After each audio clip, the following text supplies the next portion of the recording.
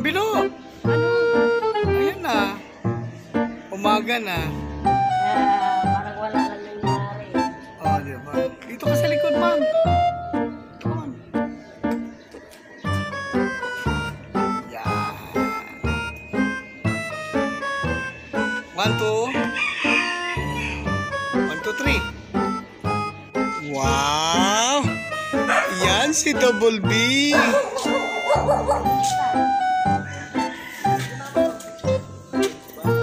Ano si Sam?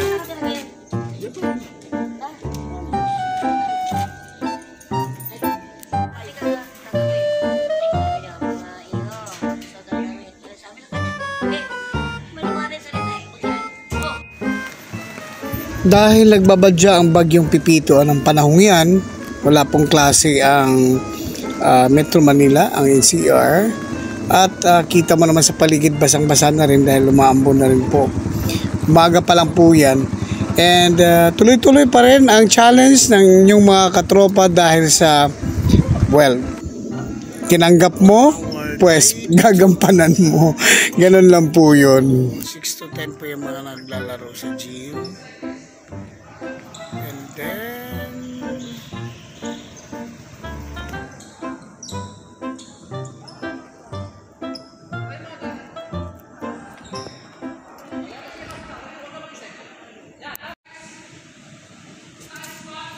Day 2.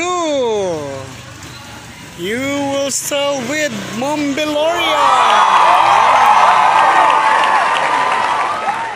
At saka si Ma'am Russell. Si Russell or aka Mamaki ay siya ang nag-orient sa amin for 3 days para malaman namin kung ano ang kalakaran sa loob ng village at tinuturo din niya sa amin yung pag-take note, pagla-login at of course mga endorsement sa lahat ng mga movement sa loob ng village. End of shift ng day 2. Picture. Ba't ang virgin mo dyan, ma'am? Wow!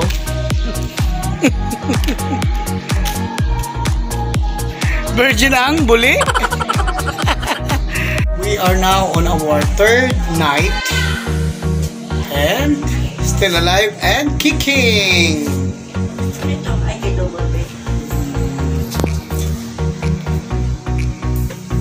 So, nagre-review muna kami ng dyan. Nagsiset up para mag-start ng panibagong shift. Hi guys, gandang gabi po. Dumating na ang pangatlong araw na kung saan last day na rin namin na kasama ang mga nagtuturo sa amin kung anong gagawin dito sa village. So, chine-check namin yung mga in and out movements po sa loob ng village, pati CCTV, and then nagro-roving din kami sa gabi, and then yung mga pasaway sa kalye at nag-uumpisa na rin po kami mag-implement doon sa mga imposed rules and regulations ng village. So kung makikita nyo dyan, lagi nakasara yung kabilang gate para ma-check and then ma-ensure namin yung safety ng village at marami kasi mga pumapasok, mga outsider ng village. So isa yan sa mga tinitingnan natin and hindi ka antukin kasi sa dami ng pwedeng gawin, and aside from that maliit lang naman ang village kaya talagang mabibisi ka, and the usual mindset lang ang gagawin mo. Kung panggabi ka nga, isipin mo na araw yon para hindi ka aantukin. At syempre, kasama yun sa challenge Isa yan sa mga adjustment na gagawin bilang village guard at ang duty mo ay panggabi.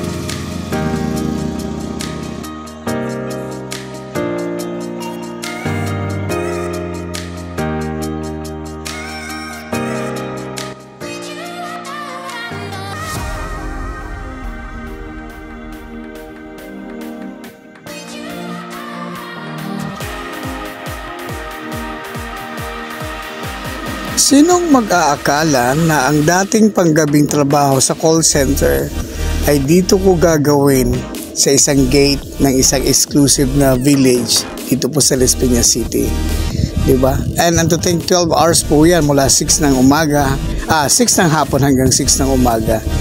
And well, masarap lang ang pakiramdam dahil sa the people inside the village are very trusting sa aming mga kabalikat. And at the same time, teamwork po kasi yan. Pagka may ginagawang isa nagpapahinga. Ay, okay po. Nalimutan po kasi. Ayan, nag-uumpisa na si Manong manaway ng mga pasawan na nakahubad, di ba? Tingnan nyo. Pangatlong gabi na. November 19. So this is our 3 nights. Isa yan sa mga pasaway na nakahubad, in and out. So sinampulan natin sila ng sita at lahat naman ng bagay na dadaan sa pakiusap.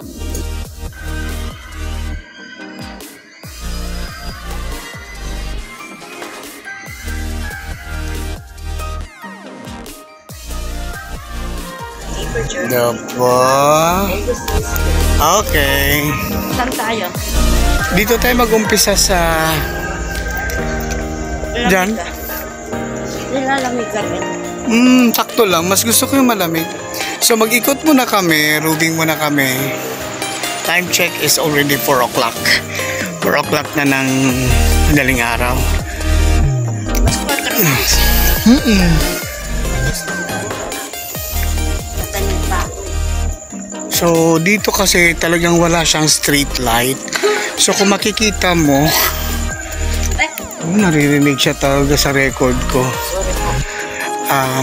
Makikita mo wala siyang street light pero nakakaaninag naman yung mga ilaw sa kanya-kanyang may bahay.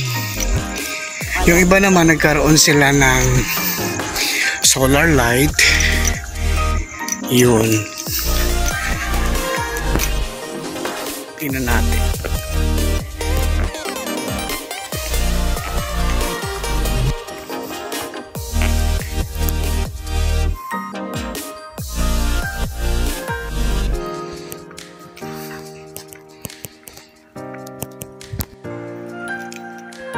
Pina-flashlightan ko yung mukha. Si Ma'am Gloria.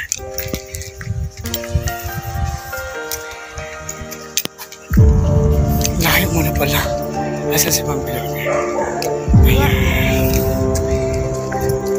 Diretso tayo. Ang lamig ng hangin. Lusutan lang naman ito eh. Diretso lang tayo. Hindi ka talaga pwede ikaw lang mag-isa mag-ikot. Kasi madilim. Baka rapin ka. Ayaw mo ba? Uy, ginawa. Masa na gusto mo rip? Ayaw mo magpa-rip? Sarap po yung rip. Rep. Yung may yelo. Oo nga. Oo. Diba? Yung rep, may yellow. Hinadandang ka na namang maglakad. Ayun na naman tayo. Alam mo, pangatlong gabi na namin to. Ang bilis ni Ma'am Gloria. Siguro, kung isusuma total mo, nakatatlong balik na rin kami siguro sa Divisoria. Lakarin lang niya. Ganyan yan siya. O, natatai lagi. Ay. Bakit ka ba natatai lagi, ma'am? Ay.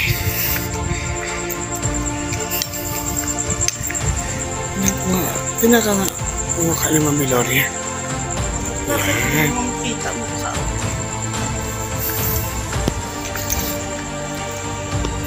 Tahimik na aso ah. Pero ang ingay niya na nakaraan. Left, right.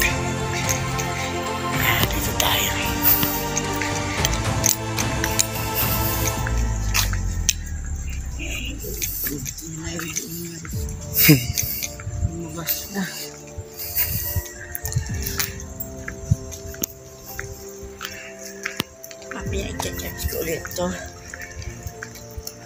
Nasa ano na tayo, ma'am? Dandelion Street.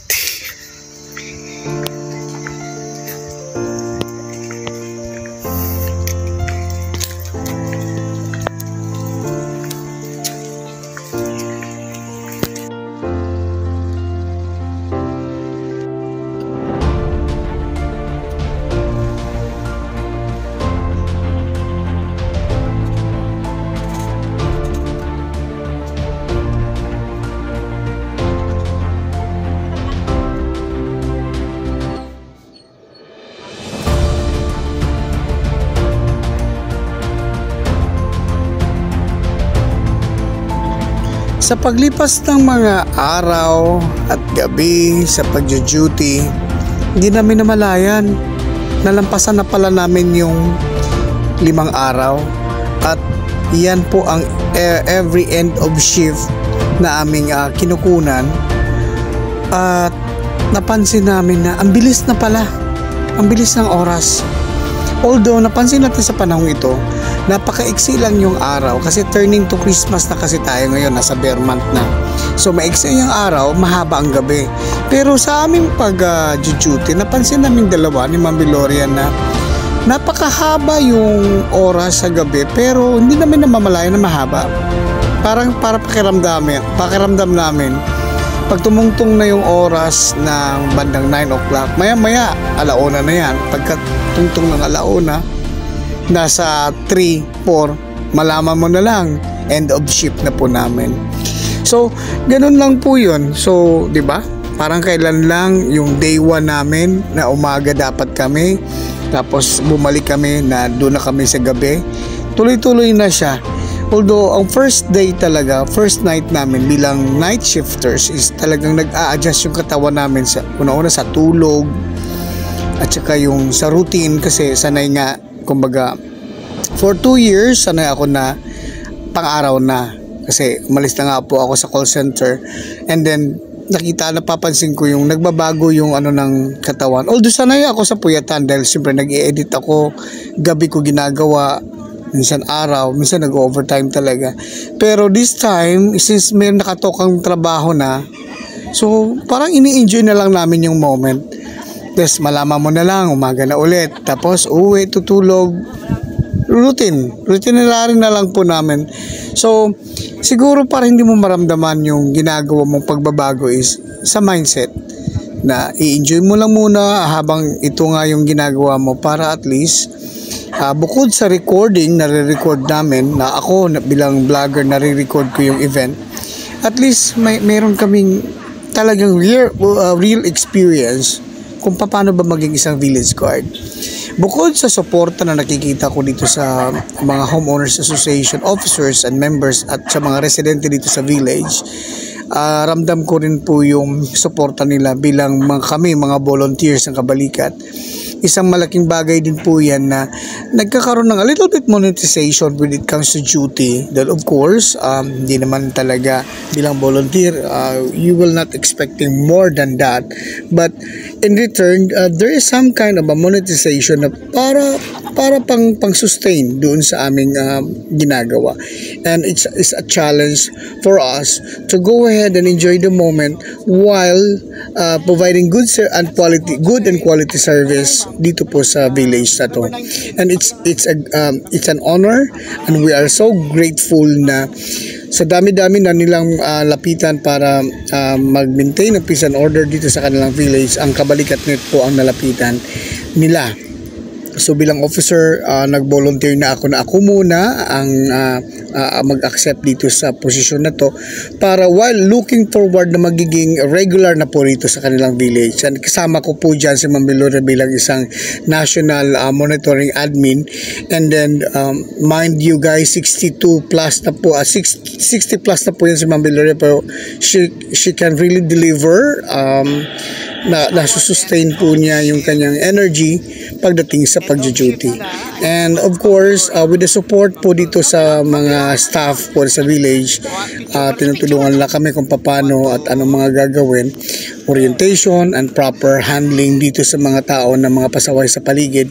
And of course, yung mga lugar na pwede namin iikutan sa tuwing nagro-roving kami. And the support of the staff, the officers of the Homeowners Association is superb. At ganun po, papasalamat kami kina Sir Elmer, Sir Joel, si Attorney Jude na yung tiwala nila sa Kabalikat.net ay 100% ay intact. And then sinusuklian lang po namin yan na sana po ay masustain namin yung aming energy para in return pinakapasalamat din po namin yan dito sa mga residente dito sa Rainbow 3 and 4 village. And well, that's all for today guys. So expect pa kasi ang challenge na ito ay tatagal ng isang buwan. So pinagtagpi namin yan. So this will be my first Christmas sa loob ng village. At kasama si Ma'am Viloria, sana po ay kami ay magtatagal dito po sa aming challenge na tinanggap. And thank you so much guys. Enjoy the rest of the day and have a good one. Ng mga homeowners, so hindi sila pwedeng lumabag doon. At kaming mga village guard ay mag-i-implement dun kung ano man ang mapag-uusapan ng mga homeowners. Isa yan sa mga bagay na may pagmamalaki kong natututunan at hindi po yan na ituturo sa eskwelahan. Kundi that will be done through experience. Tsaka tuturutin di ako nagsasalute ngayon, nag-hand salute ako sa mga pumapasok tsaka lumalabas. Di ba?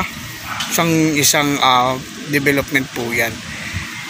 Yan. Tapos magiging tolerant lang din, maximum tolerance ang pinapa-implement at hindi naman tayo talaga legit or hindi naman tayo blue guard na talagang gamitan ng dahas, no. I have nothing against with blue guard but hindi naman tayo dapat mag-implement na gamit ang dahas. So lahat ay papakiusapan. So siguro naman yung iba naman ang pakikiusapan, kung hindi sumunod, pakiusapan pa rin hanggang sa malaman nila na talagang implementation is the rule. Kung napapansin mo yung nakaraang video, meron ako nasita rito na taga-homeowner siya, tapos nakahubad. So paano mo mai-implement yung walang nakahubad dito sa loob ng village kung ikaw mismong taga-village ay nilalabag mo yung rules and regulations sa mga homeowners? So dapat may cooperation. So bago magiging successful yung implementation, yung taga-loob mismo sa village ay susunod doon para hindi gayahin ng mga taga-labas. Kasi ang location ng area na to, hindi ko na po pwedeng i-describe or ipakita sa video. Sa labas, maraming mga outsider na gustong pumasok dahil it's because nandito sa loob yung covered court at naglalaro sila. So kala nila okay lang kasi previously wala naman ding talagang nagbabantay o nag-i-implement dun sa rules and regulation dito sa loob ng village. Ngayon meron na, kaya medyo may mga naninibago sila dahil may taga-implement na kasi doon sa napag-usapan. Kaya well, lahat naman ng mga bago talagang may magre-react. So nasa transition tayo ngayon na i-implement na lahat ng mga rules and regulation na inaatas sa amin ng mga homeowners. Hi Ma'am Bilo, good evening. Malakas ang hangin ha, pero sige Ma'am Bilo, ano ang mga nakikita mo, obserbasyon mo sa 4 na araw, 4 na gabi na nating duty? Ang naano ko rito, nag-iikot tayo sa gabi 2 beses o 3 beses. Nag-iikot kami 3 beses sa isang gabi. Pagdating namin dito, salitan kami, magsulat o attendance namin. At saka ang kaibahan lang dito, hindi nakikialam ang mga homeowners. Wow. Ang mga bata, masyadong matitigas ang ulo. So ano ang gagawin natin? Palambutin? Palambutin, pwede natin ilaga yan para lumambot. Hindi, Kaya sa disiplina. seryoso ma. Paano natin bilang nanay? Disiplina. Bilang nanay, disiplina sa mga bata. Paano nga po didisiplinahin ang mga bata, Ma'am Bilo? Kausapin ng mahinahon para naman tayo ay pakinggan din nila. Okay, salamat Ma'am Bilo. Mamaya po balitaan mo kami kung ano pa yung kabuuang gabi sa fourth night na duty mo rito sa Rainbow, okay? Okay, salamat. End of shift sa pang-apat na gabi.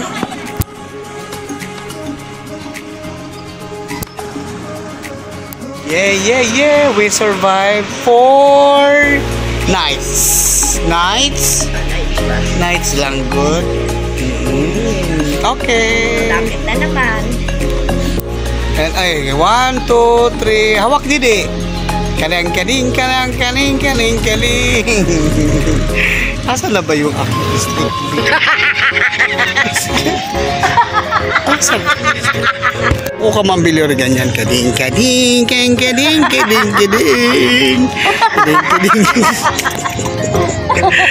Yan ang ginagawa ko sa kanya. Ginagawang aso. Kading. Kalang. Parang sinabi mo lang, kadil.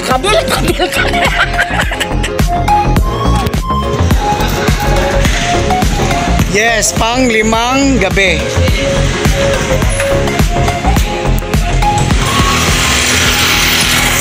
Si Ma'am Viloria,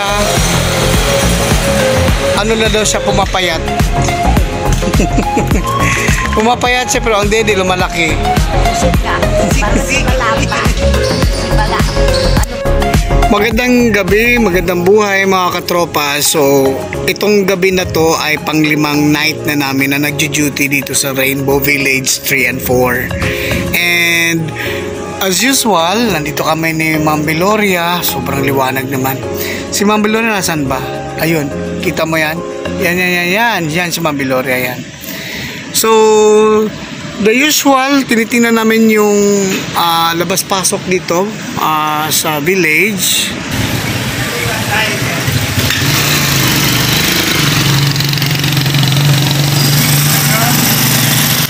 So usually magsasarado ang gate at exactly 11 o'clock ng gabi.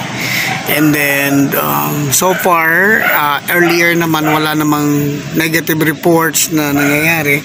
Katatapos ko na rin na mag-roofing, and at the same time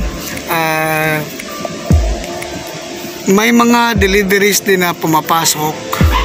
Ang kagandahan lang kasi dito sa village na to, wala pong fee pag mga motorcycle unit ang mga pumapasok.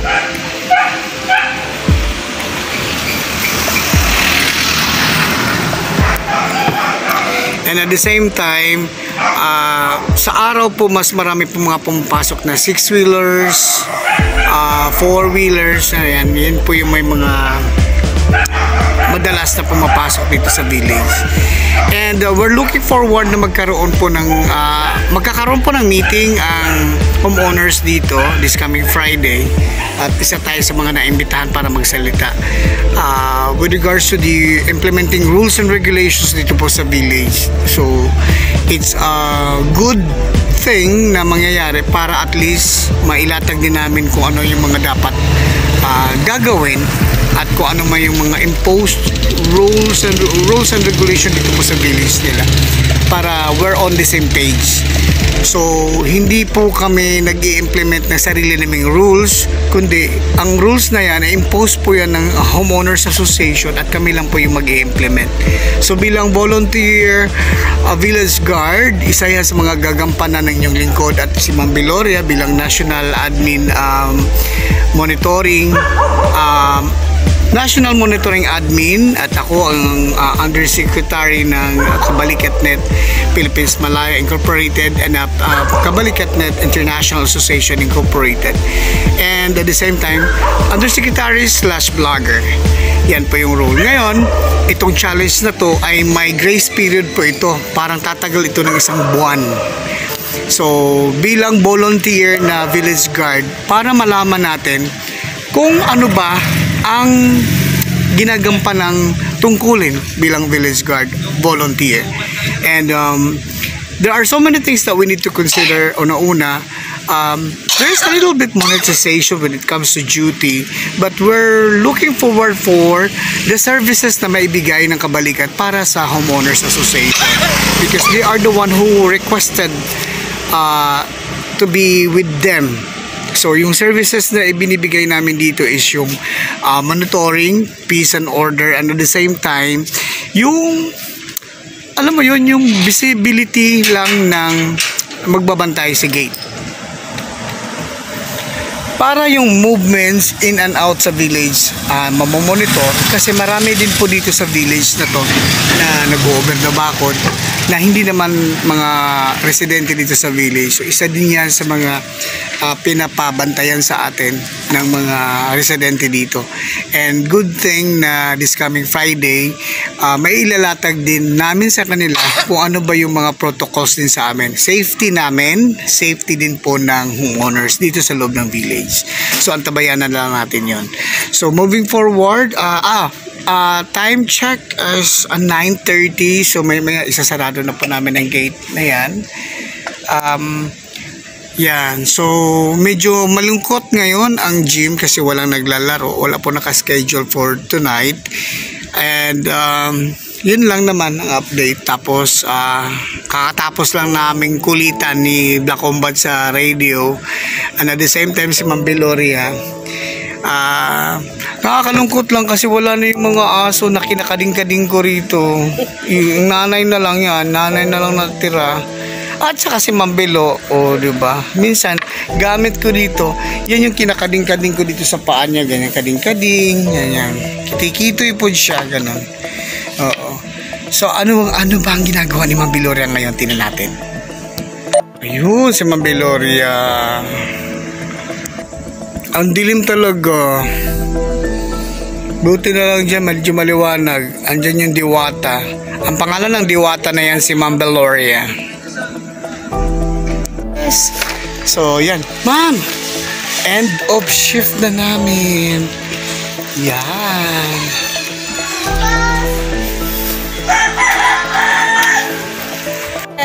Sixth day, ay 6 nights. 6 days na po kami. There's kahit night, kasi night shift tayo. Okay. Pang-6 na gabi na namin ni Ma'am Belo. Sino nag-aakala nakabot kami ng 6, di ba? Uy, Ma'am, tapang-tapi. Hindi naman nagbibigay, makuha ka. Yes. Talagang.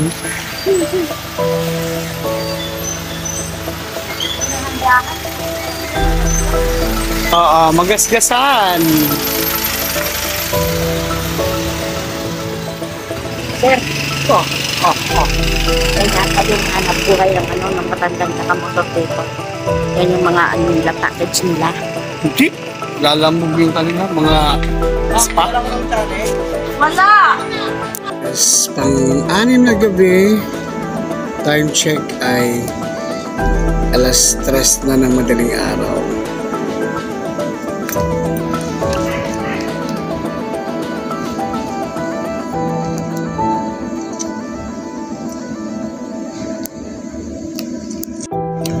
Well, ang inyong lingkod ay tinestingan yung nabili nilang ng mga officers dito na flashlight at napakaliwanag bigay ang mga officers dito sa village ng isang napakaliwanag na flashlight sa ulap. So sobrang laki at maganda po yung ilaw niya.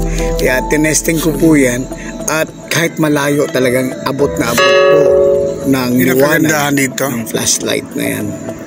So actually, kung wala yan, ang dilim. So, aming nilalakaran, maliwanag. Plus, abot po yan. Yan.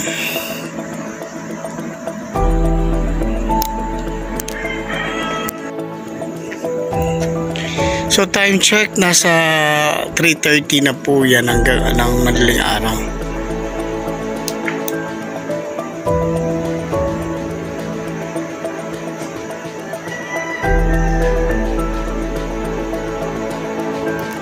Pati ang aming bantay tulog na rin.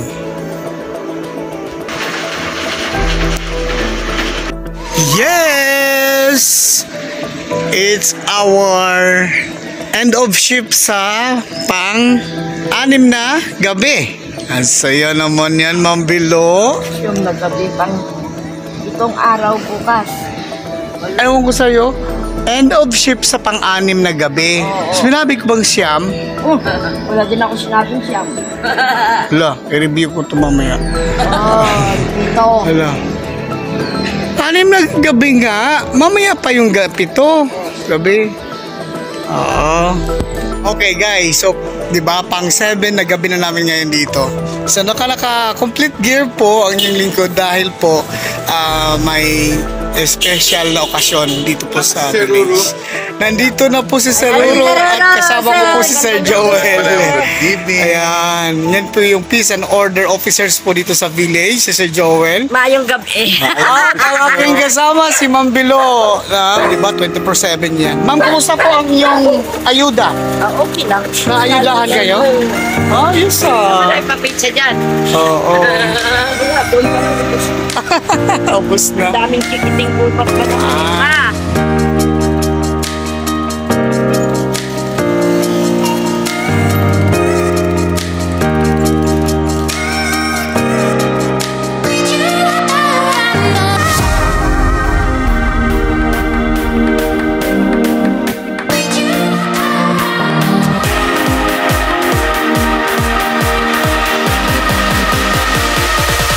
Tapos lang po namin umattend ng meeting ng mga officers dito sa HOA and nailatag naman nila ng maayos yung mga implementing rules and regulations dito sa village. Kaya good job po Ma'am Biloria at sa Sir Kelly na umalis na kahit na nag-overtime po siya ay talagang binagyan niya ng pansin yung pag-attend ng meeting kasama sa ang meeting kasi is ma-introduce kami properly dito sa mga homeowners officers dito po sa village. Isang karangalan po na nagkaroon ng meet and greet po dito sa mga officers po ng HOA ng village at ang presidente, ang mga officers, presidente at saka yung mga kasamahang officers po ay nakilala din namin dito. So may mga rules din po sila na ipinapakonsider. Kami rin po ay meron din pong mga suggestion na natitake naman nila. So there are so many things that we need to also to consider, especially dito po sa implementing rules and regulations po sa loob ng village. And at least we're on the same page now. So looking forward, sana po magkaroon ng cooperation po ang bawat isa dito sa village for the security and maintaining the peace and order po ng kanilang village. And thank you so much for the trust mga officers and members dito po, mga residente po dito po sa village. And we're so thankful and grateful po ang Kabalikat.net dahil sa pagtitiwala nyo sa amin. At rest assured na maaring maibigay namin quality service po ang maibigay namin sa inyo. At sana po ay pamarisan po sa ibang mga villages na mag-avail din po sa services na pwedeng ibigay ng Kabalikat.net. Hindi lang po we're looking forward for the monetization, but we can also give the best the quality service na pwede namin maibigay, at that would be really deliverables by our Kabalikat.net katropa. And thank you so much Tatay O1 for giving us the chance to be part of this content na mismo ako personally nag-volunteer para maging volunteer village guard dito po sa village na ito. And also sa support ng mga officers sa mga HOA dito po sa village, personally would like to extend my thank lalong-lalo na kay Attorney Jude Anastasio, kay Sir Joel, kay Sir Elmer, and the rest of the officers dahil napaka alam mo yon yung welcoming nila. And then sana nga po ma-maintain namin yung trust level na hindi masisira yon at magiging consistent po whatever kung sino man yung papalit sa amin dito sa taas na to. Kasi during the meeting, nabanggit ko rin sa kanila na ang pagiging volunteer village guard po ng inyong lingkod ay isang content lamang po at may hangganan po yan, may grace period. At I'll try to make it sure na matapos ko ang buong December bilang pag-accept sa challenge kasama po si Ma'am Viloria. So kung sino man yung papalit sa akin, sa amin, maaring yun na yung magiging regular dito po na magbabantay. And at the same time, we are going to ensure na kung ano man yung sinasabi nating quality, sana po ay ma-deliver din po yun sa mga papalit sa amin.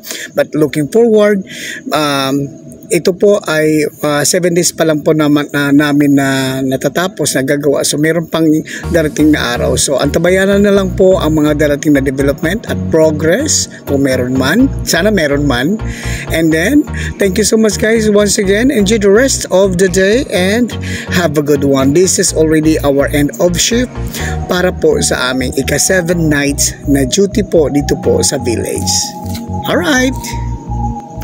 Para sa project, para sa i-cover natin sa ano. Yan. Sige pa. Huwag masyadong pakita ang poetry. Dibdib lang, ganyan liyan. Ma'am, side view, huwag harap. Ayan, sige pa. Liad lang. Huwag hangad. Ma'am, yung ganyan lang ba? Ayan. O, side view niyan. Sige pa. Okay, 1, 2. Teka. Tingin ka dito, ma'am, maduduling ka tingnan eh. Hindi, ito. Okay, side view. Laylay ng daddy eh. 1, 2, 3. Okay.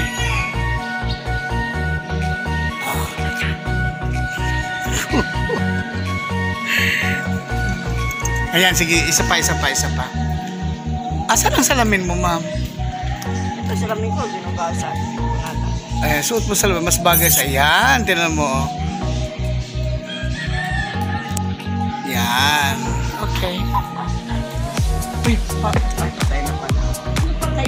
Ang ilaw. Wala pa si...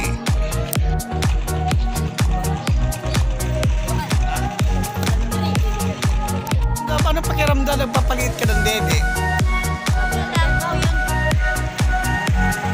Wala, nag-jogging lang ako. Jogging doon.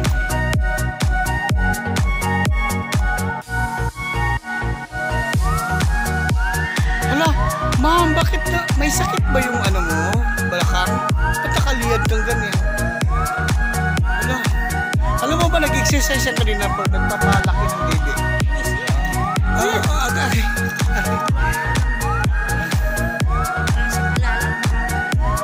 Nagpapalaki ka ng dede eh. Hoy, bastos!